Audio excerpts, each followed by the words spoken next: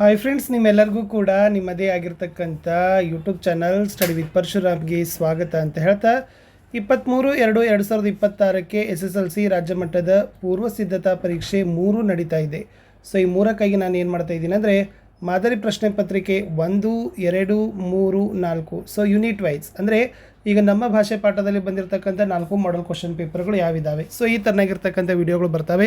So ಇಷ್ಟು ನೋಡಿಕೊಂಡ್ರೆ ಸಾಕು. ಖಂಡಿತವಾಗಿ ಪ್ರತಿ ವಿಷಯದಲ್ಲಿ ಮಾಡೆಲ್ ಕ್ವಶನ್ ಪೇಪರ್ಗಳಿಂದ 40+ ಅಂಕಗಳು ಬರ್ತಾ ಇದ್ದಾವೆ. ಓಕೆನಾ. ಇದು ಆ್ಯನ್ವಲ್ಗೂ ಕೂಡ ಇದೇ ಹಾಡಿದೆ. ಸೊ ಅದಕ್ಕಾಗಿ ನೀವು ಏನು ಮಾಡಬೇಕಂದ್ರೆ ಇವಾಗಲೇ ಅಷ್ಟು ಮಾಡೆಲ್ ಕ್ವಶನ್ ಪೇಪರ್ ಕೀ ಆನ್ಸರ್ನ ಪ್ರಿಪೇರ್ ಮಾಡಿದರೆ ಸಾಕು. ಗ್ಯಾರಂಟಿ ಅಂತೂ ಪಾಸ್ ಆಗ್ತೀರಿ. ಇನ್ನು ಸ್ಕೋರ್ ಆಗಬೇಕಾದ್ರೆ ಸ್ಕೋರಿಂಗ್ ಪ್ಯಾಕೇಜ್ ವಿಡಿಯೋಗಳನ್ನು ಕಡ್ಡಾಯವಾಗಿ ನೋಡಿ. ಸೊ ವಿಡಿಯೋನ ಲೈಕ್, ಶೇರ್ ಮತ್ತು ಸಬ್ಸ್ಕ್ರೈಬ್ ಮಾಡೋದನ್ನು ಮಾತ್ರ ಮರೆಯದಿರಿ. ಸೊ ಮೊದಲಿಗೆ ನೋಡೋಣ ನಮ್ಮ ಭಾಷೆ. ಸೊ ಮಾಡೆಲ್ ಕ್ವಶನ್ ಪೇಪರ್ 1ರಲ್ಲಿ ಕೇಳಿದ್ರು 1 ಅಂಕಕ್ಕೆ ಭಾಷೆ ಯಾವುದಕ್ಕೆ ಸಾಧನವಾಗಿದೆ. ಆನ್ಸರ್ ಈಸ್ ನಮ್ಮ ಸುತ್ತಮುತ್ತಲಿನವರೊಡನೆ ವ್ಯವಹರಿಸುವುದಕ್ಕೆ ಹಾಗೂ ವಿಚಾರ ವಿನಿಮಯ ಮಾಡುವುದಕ್ಕೆ ಭಾಷೆ ಒಂದು ಅಮೂಲ್ಯ ಸಾಧನವಾಗಿದೆ ಈಸ್ ದ ರೈಟ್ ಆನ್ಸರ್.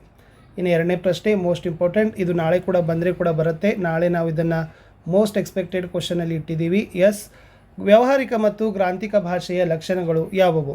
ವ್ಯಾವಹಾರಿಕವೆಂದರೆ ಜೀವದ್ ಭಾಷೆ, ಅದರಲ್ಲಿ ಜನ ಮಾತನಾಡುತ್ತಾರೆ, ವ್ಯವಹರಿಸುತ್ತಾರೆ. ಕನ್ನಡ, ತಮಿಳು, ತೆಲುಗು, ತುಳು, ಮರಾಠಿ, ಉರ್ದು, ಇಂಗ್ಲೀಷ್ ಇದಕ್ಕೆ ಉದಾಹರಣೆ. ಎಲ್ಲ ವ್ಯಾವಹಾರಿಕ ಭಾಷೆಗಳು ಗ್ರಾಂಥಿಕವಾಗಬೇಕಿಲ್ಲ. ತುಳು ಒಂದು ಸುಂದರ ವ್ಯಾವಹಾರಿಕ ಭಾಷೆ, ಆದರೆ ಅದು ಗ್ರಾಂಥಿಕ ಭಾಷೆ ಅಲ್ಲ. ಗ್ರಾಂಥಿಕವೆಂದರೆ ಅಭಿವೃದ್ಧಿ ಹೊಂದಿ ಗ್ರಂಥ ರಚನೆಯಲ್ಲಿ ಉಪಯೋಗವಾದ ಭಾಷೆ. ಸಂಸ್ಕೃತ, ಕನ್ನಡ, ಇಂಗ್ಲೀಷ್, ಪಾಳಿ ಇತ್ಯಾದಿ ಈ ವರ್ಗಕ್ಕೆ ಉದಾಹರಣೆಯಾಗಿದ್ದಾವೆ. ಎಲ್ಲ ಗ್ರಾಂಥಿಕ ಭಾಷೆಗಳು ಇಂದು ವ್ಯಾವಹಾರಿಕವಾಗಿಲ್ಲ. ಸಂಸ್ಕೃತ ಗ್ರಾಂಥಿಕ ಭಾಷೆಯಾಗಿದ್ದು ಈಗ ಯಾವೊಂದು ಪ್ರದೇಶದಲ್ಲಿ ಅದು ವ್ಯಾವಹಾರಿಕ ಭಾಷೆಯಾಗಿಲ್ಲ ಅನ್ನೋದು 2 ಪ್ರಶ್ನೆಗಳು ಮಾಡೆಲ್ ಕ್ವಶನ್ ಪೇಪರ್ 1ರಲ್ಲಿ ಇತ್ತು. ಇನ್ನು ಮಾಡೆಲ್ ಕ್ವಶನ್ ಪೇಪರ್ 2ದಲ್ಲಿ ಇದೆ ಎಣ್ಣೆ ತುಪ್ಪದ ಮಿಶ್ರಣ ಬೇಡವೆಂದು ಹೇಳಿದವರು ಯಾರು? ಸೊ ನಿಮಗೆ ಗೊತ್ತಿದೆ, Nayasena is the right answer. ಇನ್ನು ಲಿಪಿಯ ಮೂಲಕ ಜ್ಞಾನ ಭಂಡಾರ ಯಾವ ರೀತಿ ಭದ್ರವಾಯಿತು ಅಂತ ಒಂದು ಪ್ರಶ್ನೆ ಇದೆ. ಎಸ್, ಮಾನವನಿಗೆ ಬಿಡುವು ಹೆಚ್ಚಿದಂತೆ ಜೀವನದ ಸೌಕರ್ಯಗಳನ್ನು ವಿಶಿಷ್ಟ ಮೇಧಾಶಕ್ತಿಯಿಂದ ಅಭಿವೃದ್ಧಿಗೊಳಿಸುತ್ತಾ ಹೋದಂತೆ ತನ್ನ ಆಗುಹೋಗುಗಳನ್ನು ಸುಖ ದುಃಖಗಳನ್ನು ಕಾವ್ಯ ರೂಪಕ್ಕೆ ಇಳಿಸುವ ಮಾರ್ಗವನ್ನು ಕಂಡುಕೊಂಡಿರಬೇಕು. ಸಾಹಿತ್ಯ ವಿವಿಧ ರೂಪದಲ್ಲಿ ಬೆಳೆದಿರಬೇಕು. ಲೆಕ್ಕಪತ್ರಗಳನ್ನಿಡಲು ಉಪಯುಕ್ತವಾದ ಮೂಲ ಲಿಪಿಯನ್ನು ಮತ್ತಷ್ಟು ಪರಿಷ್ಕರಿಸುತ್ತಾ ಸುಂದರವಾದ ಸಾಹಿತ್ಯ ಕೃತಿಯನ್ನು ಬರೆದಿಡುವುದನ್ನು ಮಾನವ ಕಲಿತುಕೊಂಡ. ಆ ಲಿಪಿಯ ಮೂಲಕ ಪರಂಪರೆಯಿಂದ ಬಂದ ಎಷ್ಟೋ ವಿಷಯಗಳನ್ನು ಬರೆದಿಡಲು ಸಾಧ್ಯವಾಯಿತು. ಈ ಮೂಲಕ ಜ್ಞಾನ ಭಂಡಾರ ಭದ್ರವಾಯಿತು ಅಂತ ನೀವು ಬರೆದ್ರೆ ಸಾಕು. ಮುಂದಿನ ಪ್ರಶ್ನೆ ಮಾಡೆಲ್ ಕ್ವಶನ್ ಪೇಪರ್ 3ದಲ್ಲಿ ಕೇಳಿದರು ಕನ್ನಡಕ್ಕೆ ಪರ್ಷಿಯನ್ ಶಬ್ದಗಳು ಯಾವಾಗ ಬಂದವು? ಮಹಮ್ಮದಿಯರ ಆಳ್ವಿಕೆಯ ಅವಧಿಯಲ್ಲಿ ಪರ್ಷಿಯನ್ ಭಾಷೆಯಿಂದ ಅನೇಕ ಶಬ್ದಗಳು ಕನ್ನಡಕ್ಕೆ ಬಂದವು. ಇನ್ನು 2 ಮಾರ್ಕ್ಸ್ದಲ್ಲಿತ್ತು ಕನ್ನಡ ಭಾಷೆ ಹದಗೊಂಡದ್ದು ಹೇಗೆ? ಅನೇಕ ಕವಿಗಳು ಕನ್ನಡ ಅಭಿವೃದ್ಧಿ ಹೊಂದಬೇಕಾದರೆ ಕನ್ನಡ ಪದಗಳ ಬಳಕೆ ಹೆಚ್ಚಾಗಬೇಕೆಂದು ಸಾರಿದ್ದಾರೆ. ಅಂಥವರ ವಾಣಿಯಿಂದ ಕನ್ನಡದ ವೀಣೆ ಮೃದು ಮಧುರವಾಗಿ ಮಿಡಿಯಿತು. ಮುಂದೆ ಬಸವೇಶ್ವರ, ಅಲಮಪ್ರಭುಗಳಂಥ ಶರವರೆಣ್ಯರು, ಚಾಮರಸ, ಕುಮಾರವ್ಯಾಸರಂಥ ಕವಿಪುಂಗವರು, ಪುರಂದರದಾಸ, ಕನಕದಾಸರಂಥ ದಾಸಶ್ರೇಷ್ಠರು ಸುಲಭ ಮಾರ್ಗವನ್ನೇ ತುಳಿದರು. ತಮ್ಮ ತಮ್ಮ ಅನುಭವ ಸಾರವನ್ನು ಸುಲಭವೂ ಸುಂದರವೂ ಸಹಜವೂ ಆದ ಮಾತುಗಳಿಂದ ಹೃದಯ ಮುಟ್ಟುವಂತೆ ಅಭಿವ್ಯಕ್ತಪಡಿಸಿದರು. ಹೀಗೆ ಕನ್ನಡ ಭಾಷೆ ಹದಗೊಂಡಿತು ಅನ್ನೋದು ಇಂಪಾರ್ಟೆಂಟ್ ಇತ್ತು. ಇನ್ನು ಮಾಡೆಲ್ ಕ್ವಶನ್ ಪೇಪರ್ 4ಕ್ಕೆ ಬರೋಣ. ಸೊ ಏನು ಕೇಳಿದರು? ಪ್ರಾಣಿಗಳು ತಮ್ಮ ಮಕ್ಕಳಿಗೆ ಯಾವ ವಿಚಾರವಾಗಿ ತರಬೇತಿಯನ್ನು ಕೊಡ್ತವೆ? ಸೊ ದ ಆನ್ಸರ್ ಈಸ್ ಪ್ರಾಣಿಗಳು ಚಲನವಲನ ಆಹಾರ ವಿಷಯಗಳ ವಿಚಾರವಾಗಿ ತಮ್ಮ ಮಕ್ಕಳಿಗೆ ಸಹಜವಾಗಿ ತರಬೇತಿಯನ್ನು ಕೊಡ್ತವೆ. ಇನ್ನು ಆಂಗ್ಲ ಭಾಷೆ ವಿಶ್ವವ್ಯಾಪಿಯಾಗಲು ಕಾರಣವೇನು? ದೇಶ ವಿದೇಶಗಳ ಭಾಷೆ ಹಾಗೂ ಸಾಹಿತ್ಯ ಸಂಸ್ಕೃತಿಯನ್ನು ಆಂಗ್ಲ ಪಂಡಿತರು ಮುಕ್ತ ಮನಸ್ಸಿನಿಂದ ಅಭ್ಯಸಿಸಿದರು. ತನ್ಮೂಲಕ ತಮ್ಮ ಭಾಷೆ ಮತ್ತು ಸಾಹಿತ್ಯವನ್ನು ಹಿಗ್ಗಿಸಿದರು, ಅರಳಿಸಿದರು. ಎಲ್ಲಕ್ಕೂ ಮೇಲಾಗಿ ಮಹಾಮೇಧಾವಿಗಳು ತಮ್ಮ ಆಸೆ, ಆಕಾಂಕ್ಷೆ, ವಿಚಾರ ಮುಂತಾದವನ್ನು ಆ ಭಾಷೆಯ ಮುಖಾಂತರವಾಗಿಯೇ ಹೇಳಬೇಕೆಂಬ ಉಜ್ವಲ ಅಭಿಮಾನ ಉಳ್ಳವರಾಗಿದ್ದರು. ಆಂಗ್ಲ ವಿಜ್ಞಾನಿಗಳು, ರಾಜಕಾರಣಿಗಳು, ಅರ್ಥಶಾಸ್ತ್ರಜ್ಞರು ಹೀಗೆ ಎಲ್ಲರೂ ತಮ್ಮ ಭಾಷೆಯನ್ನೇ ಬಳಸಿದುದರ ಪರಿಣಾಮವಾಗಿ ಆಂಗ್ಲ ಭಾಷೆ ಬೆಳೆದು ವಿಶ್ವವ್ಯಾಪಿ ಆಗಿ ಹೋಯಿತು. ಇನ್ನು ಎಸ್, ಸ್ಟೇಟ್ ಪ್ರಿಪ್ರೇಟರಿ 1ರಲ್ಲಿ ಕೇಳಿದರು ಪ್ರಾಣಿಗಳು ತಮ್ಮ ಮಕ್ಕಳಿಗೆ ಯಾವ ವಿಚಾರವಾಗಿ ತರಬೇತಿ ಕೊಡ್ತವೆ? ಸೊ ಪ್ರಾಣಿಗಳ ಚಲನವಲನ ಮತ್ತು ಆಹಾರ ವಿಷಯಗಳ ವಿಚಾರವಾಗಿ. ಇನ್ನು ಆಂಗ್ಲ ಭಾಷೆ ವಿಶ್ವವ್ಯಾಪಿಯಾಗಲು ಕಾರಣ ಅನ್ನೋದು ಫಸ್ಟ್ ಪ್ರಿಪ್ರೇಟರಿಯಲ್ಲಿ ಕೇಳಿದ್ದಾರೆ. ಎಸ್, ದೇಶ ವಿದೇಶಗಳ ಭಾಷೆ ಹಾಗೂ ಸಾಹಿತ್ಯ ಸಂಸ್ಕೃತಿಯನ್ನು ಆಂಗ್ಲ ಪಂಡಿತರು ಮುಕ್ತ ಮನಸ್ಸಿನಿಂದ ಅಭ್ಯಸಿಸಿದರು. ತನ್ಮೂಲಕ ತಮ್ಮ ಭಾಷೆ ಮತ್ತು ಸಾಹಿತ್ಯವನ್ನು ಹಿಗ್ಗಿಸಿದರು, ಅರಳಿಸಿದರು.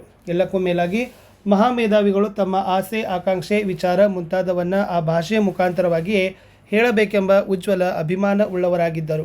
ಆಂಗ್ಲ ವಿಜ್ಞಾನಿಗಳು, ರಾಜಕಾರಣಿಗಳು, ಅರ್ಥಶಾಸ್ತ್ರಜ್ಞರು ಹೀಗೆ ಎಲ್ಲರೂ ತಮ್ಮ ಭಾಷೆಯನ್ನು ಬಳಸಿದುದರ ಪರಿಣಾಮವಾಗಿ ಆಂಗ್ಲ ಭಾಷೆ ಬೆಳೆದು ವಿಶ್ವವ್ಯಾಪಿಯಾಯಿತು ಈಸ್ ದಿ ಆನ್ಸರ್. ಇನ್ನು ನೆಕ್ಸ್ಟ್ ಹೋಗೋಣ 2ನೇ ಪಾಠ ವ್ಯಾಘ್ರಗೀತೆಗೆ.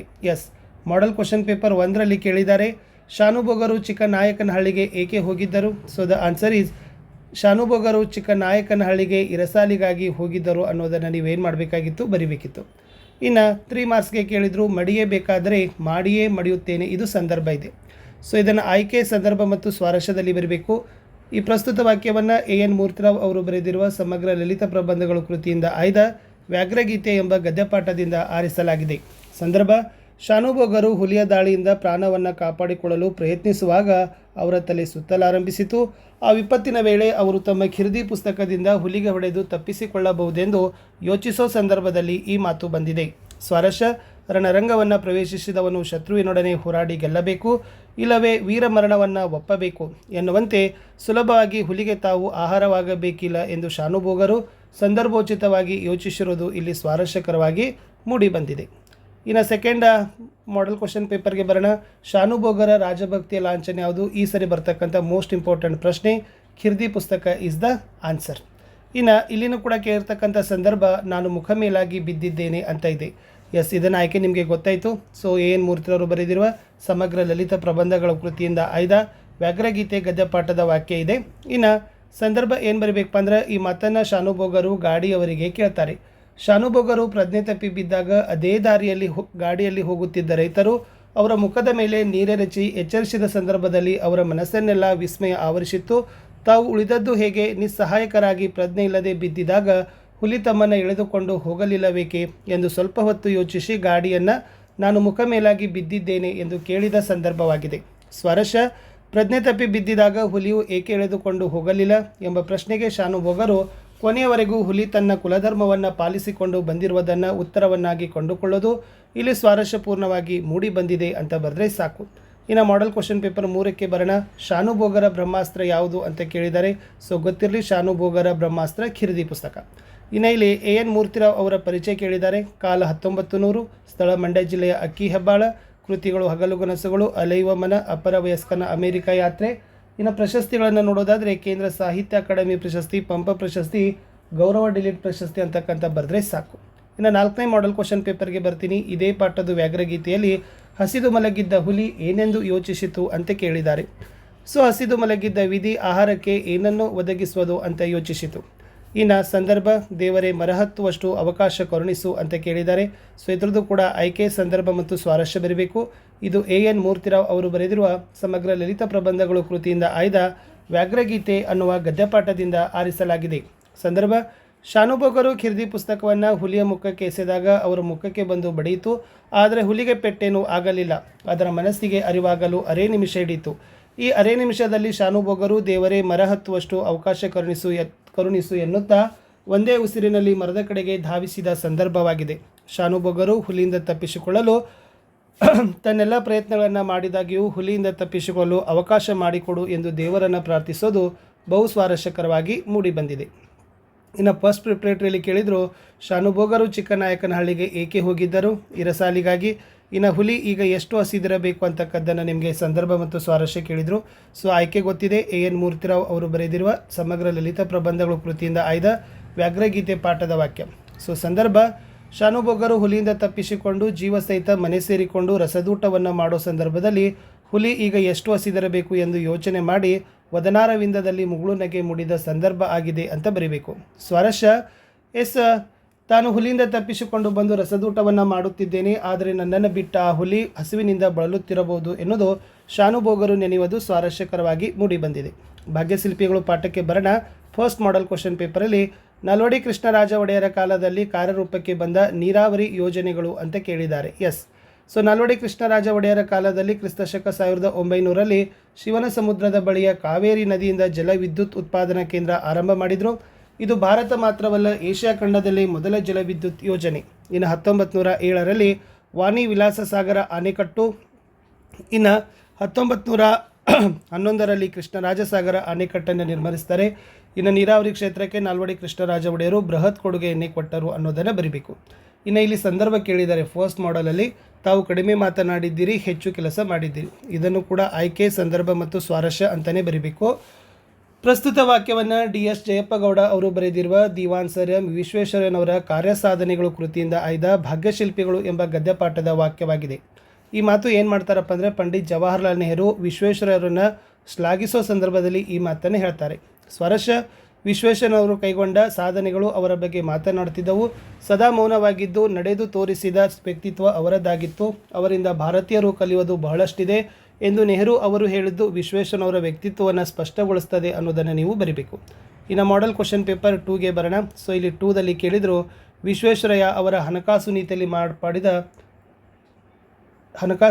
ಮಾಡಿದ ಮಾರ್ಪಾಡುಗಳು ಅಂತ ಕೇಳಿದ್ದಾರೆ. ಸೊ 1913ರಲ್ಲಿ ಮೈಸೂರು ಬ್ಯಾಂಕನ್ನು ಕಟ್ತಾರೆ. ಉಳಿತಾಯ ಬ್ಯಾಂಕುಗಳು ಅಸ್ತಿತ್ವಕ್ಕೆ ಬರ್ತವೆ.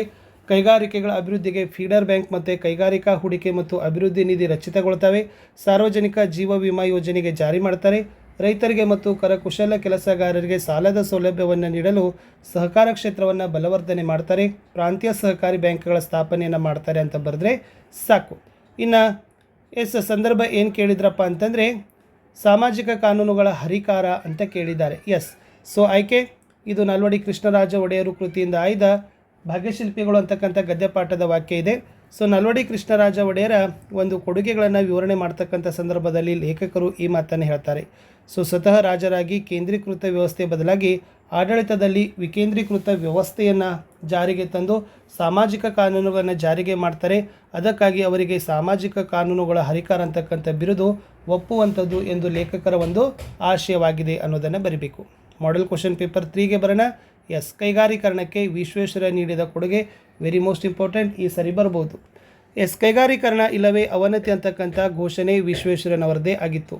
ಭದ್ರಾವತಿಯಲ್ಲಿ ಕಬ್ಬಿಣ ಮತ್ತು ಉಕ್ಕು ಕಾರ್ಖಾನೆಯನ್ನು ಸ್ಥಾಪಿಸ್ತಾರೆ.